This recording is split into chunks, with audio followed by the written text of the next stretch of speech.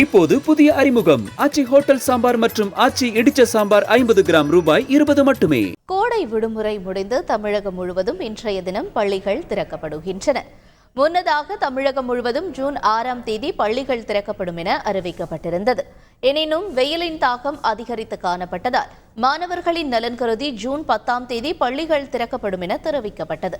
அதன் அடிப்படையில் பள்ளிகள் திறப்புக்கான முன்னேற்பாடு பணிகள் முழுவீச்சில் நடைபெற்று வந்தன. இந்நிலையில் நடப்பு கல்வியாண்டை முன்னிட்டு இன்றைய தினம் பள்ளிகள் திறக்கப்படுகின்றன. இதனிடையே மாணவர்களுக்கு பாட புத்தகங்கள் வழங்கும் பணியும் இன்று மேற்கொள்ளப்பட உள்ளது. இன்று பள்ளிகள் திறக்க உள்ள நிலையில் விடுமுறையை கழிக்க சொந்த ஊர்களுக்கு சென்ற மக்கள் நேற்றிரவு மீண்டும் சென்னைக்கு திரும்பினர். இதன் காரணமாக சிங்கப்பெருமாள் கோயில் திருச்சி சென்னை தேசிய நெடுஞ்சாலையில் 2 மணி நேரத்திற்கும் மேலாக போக்குவரத்து நெரிசல் ஏற்பட்டது. 5 கிலோமீட்டர் நீளத்திற்கு வாகனங்கள் அணிவகுத்து நின்ற நிலையில் பயணிகள் அவதிக்குள்ளாகினர். தமிழகம் மற்றும் புதுவையில் வருகிற 15ஆம் தேதி வரை ஒரு சில இடங்களில் மிதமான மழைக்கு வாய்ப்பு இருப்பதாக சென்னை வானிலை ஆய்வு மையம் தெரிவித்துள்ளது.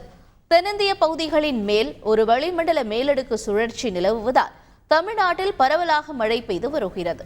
இந்நிலையில் வருகிற 15ஆம் தேதி வரை ஒரு சில இடங்களில் மிதமான மழை பெய்யும் என்று தெரிவிக்கப்பட்டுள்ளது. சென்னையை பொறுத்தவரை வானம் மேகமூட்டத்துடன் காணப்படும் என்றும் வானிலை ஆய்வு மையம் கூறியுள்ளது.